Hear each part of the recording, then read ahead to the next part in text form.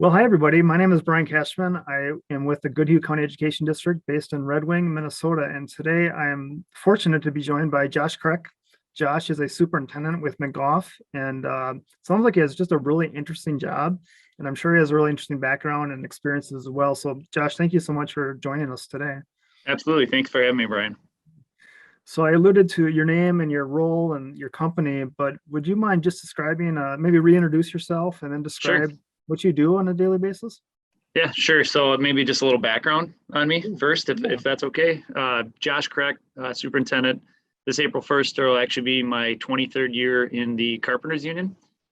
So once I became a superintendent, I was still able to stay with the Carpenters Union. Started out, graduated from Salsaville High School in '97. Went to University of St. Thomas in the fall. Figured out it really wasn't for me. Fortunately, I figured it out 2 to 3 months into being there, which, people, college is great for everyone. It just wasn't for me. I ended up going to St. Paul Tech the next following school year, for a carpentry degree. So that was a great introduction to carpentry. And then got into the apprenticeship and went through the whole spiel of becoming a journeyman. Did residential union framing for the first 12 years of my career. Then fortunately ended up with McGough. So I've been with McGough for about 10 years. Worked my way through being a carpenter. Obviously I knew my background. Was a foreman prior to that in the residential for 7 years. Became a foreman at McGough. Well, first I did layout, that's kind of their next step would be a carpenter, then a layout carpenter. So you're in charge of laying out the building foundation, and it's a pretty big task through McGough. Became a foreman, became an assistant soup, and then became an official soup a year ago. So little background, typical day, I guess. On a bigger job that I was just on in Bloomington, that was a 400 unit residential apartment building. I was there typically every day at like 6:15. Job site hours were 7 to 3:30. So normally I would be there from 6:15 to probably 4:15. So putting in, 10-hour days, Monday through Thursday, and then Friday, it's Friday. So we'd like to get out there on time. And if I needed to stay, I needed to stay. So, get up, go to work, and try and get a little pre-action done before anybody gets on site, meet with our teams, our foremen, the other assistant soup or soup, PMs, project managers, that would be PM, just to kind of get a daily plan ahead of what everybody's going to do that day, for safety, that, biggest things, what are hazards that we need to look out for, make sure, to me, it sounds cliche a lot on jobs is I really do care that I want everybody to go home. And that's kind of the McGough motto. It's not just saying that. So, we have a saying, quote unquote, you're going to go home. It's true to heart. Nobody wants to go live through somebody getting injured on your project. So that's kind of why we like to pre-plan all that every day, to be honest. And then, it's just normal construction, walk the site daily, finding hazards, working on issues. If you're a subcontractor coming up to us and there's something that was unforeseen, we get on it right away, and we deal with architects and engineers and different project managers throughout the day. And then once everybody leaves, it's kind of a cooling period, I guess, during the day, and kind of get back into my emails and get through all them, because you can get, at some points, I think I tracked probably about 60 to 70 phone calls in a day.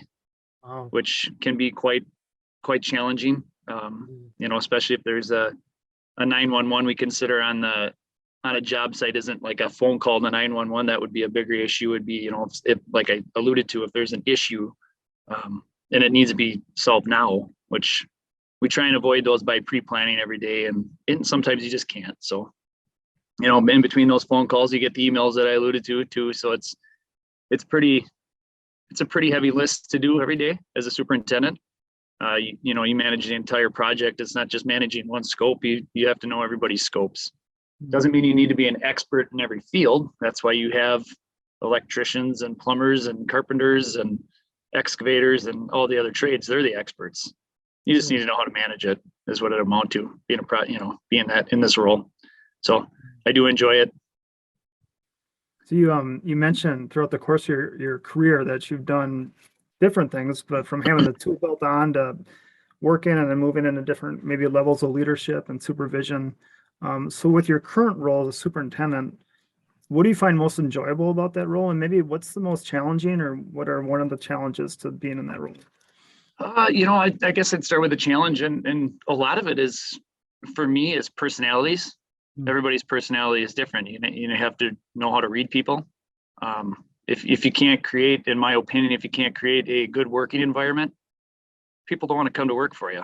I mean, I'm sure you've been there. If you're superintendent through your school district or whoever your boss is, if you don't like them or don't want to go to work, it makes your day miserable. So I guess, part of that challenge, and I guess that would be try and create a great environment for everybody to come to work, be personable to everybody on site. No, it doesn't mean you have to know everybody's background, but a simple, hey, how you doing in the morning, coming from a superintendent when I was an apprentice, it goes a long ways. It means that, to me, that you care about that person. And then what did you say? Challenges and Is there an aspect to your role that you enjoy or that you look forward to every day, or? Yeah, it just those 911s and just pre-planning just to try and avoid those 911s. I think I think it's kind of a high, I guess, just looking out ahead, and just the super challenges we have with materials. Nowadays, we have some materials on the project that I'm going to be doing is similar to that 400 unit project that I said prior, and materials are 350 days out. Wow. So you have to look at your schedule of when they're going to be coming. I mean, if they're 6 months out and you haven't talked about it 6 months ago, you're in trouble. Right. So it's just those types of challenges intertwined. It makes the job enjoyable. Yeah. Try to keep yourself less stressed, and it can be stressful, just like any profession can be stressful. But I know I do enjoy the people too. It's, again, even though it's challenging with different personalities, it's also fun to see different personalities and how you can mesh with everyone.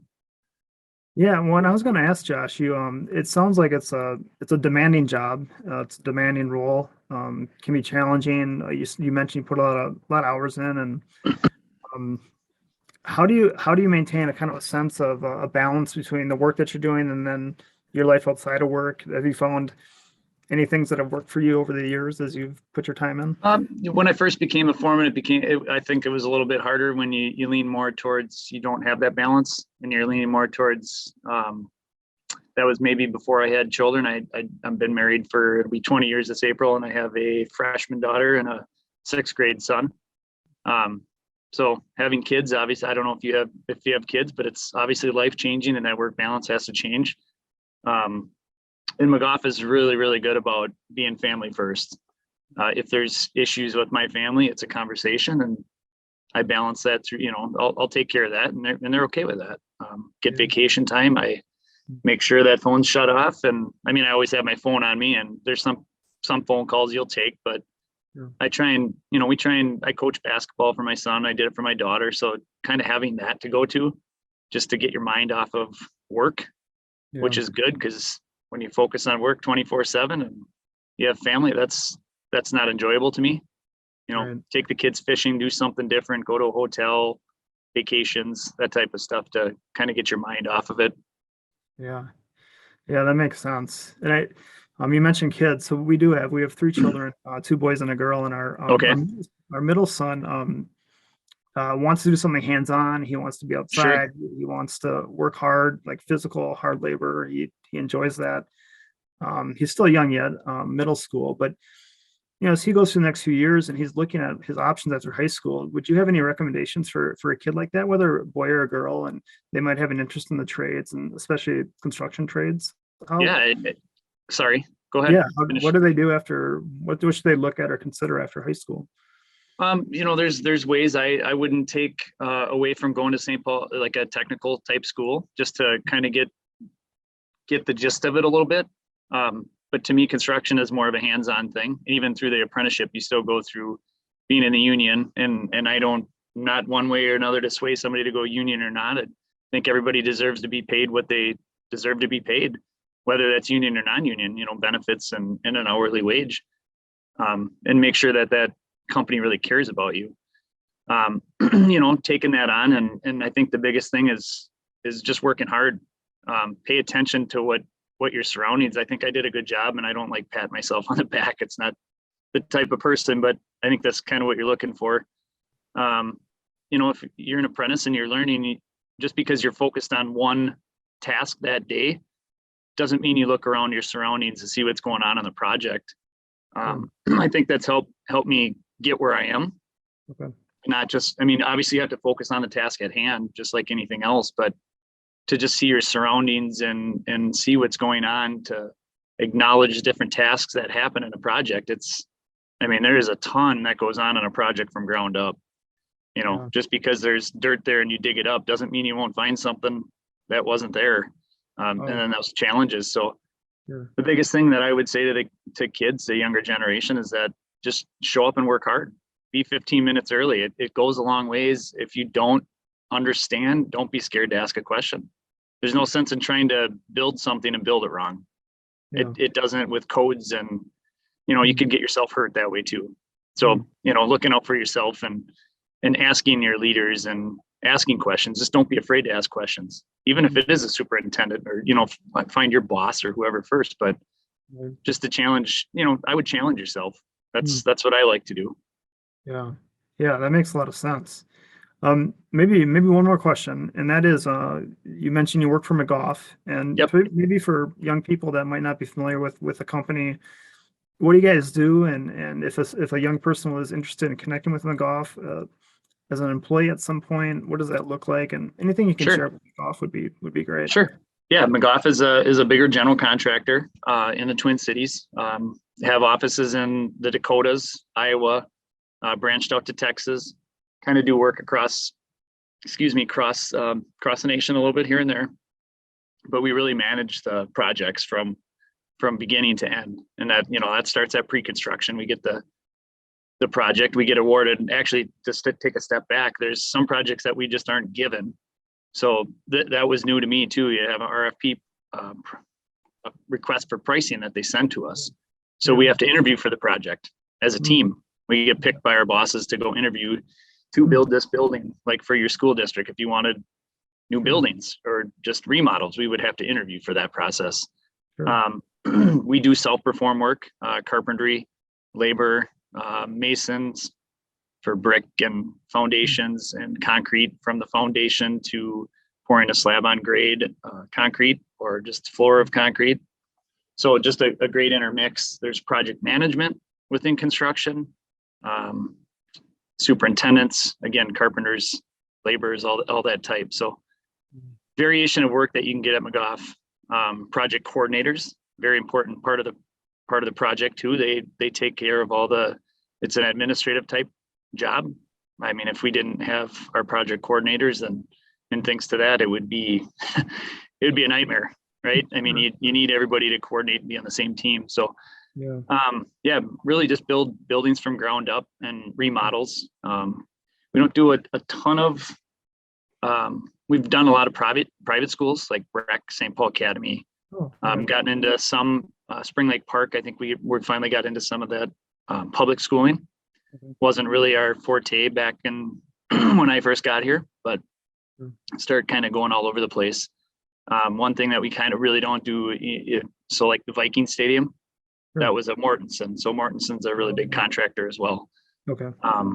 But schools and hospital work, we do a lot of hospital work. I was down at Carleton College for quite a ways, quite 3 years, I think. There's science buildings, their new White Center, Entertainment Center. So it's a wide variety. Ordway Center in downtown St. Paul. Okay. So quite the range of work that McGough does, but also quite the range of what you can do for a general contractor like McGough. It doesn't mean you have to be a carpenter or a laborer. You can project management, and we have our own engineers too, type of thing. So then we hire subs. We don't have internal electricians that'll come out and perform the work, or excavators. We have to hire all that work out. Got it. Okay. Does that make sense? Does that answer your question? It does. Yeah, Okay. absolutely. And I'm sure there's other people that'll be watching this that'll have a similar question. So Sure. Thanks, Josh. Again, it's Josh Krech with McGough, and we just really appreciate you taking the time to sit down and share with us a little bit about your story and Sure. what you do. And just thank you very much. Yeah, I appreciate it, Brian. Any questions, feel free to reach out. students that want information, there's, again, we don't have to push the union, but if they're looking into something like that, it'd be good if they wanted to go union to maybe reach out to a union to see what they need to do. If they're not interested in going to school right away type of thing. It would be good just to check in on that. And I'd be willing to take questions too. If you want to field some questions and send them over my way, I can definitely help out. Oh, thank you.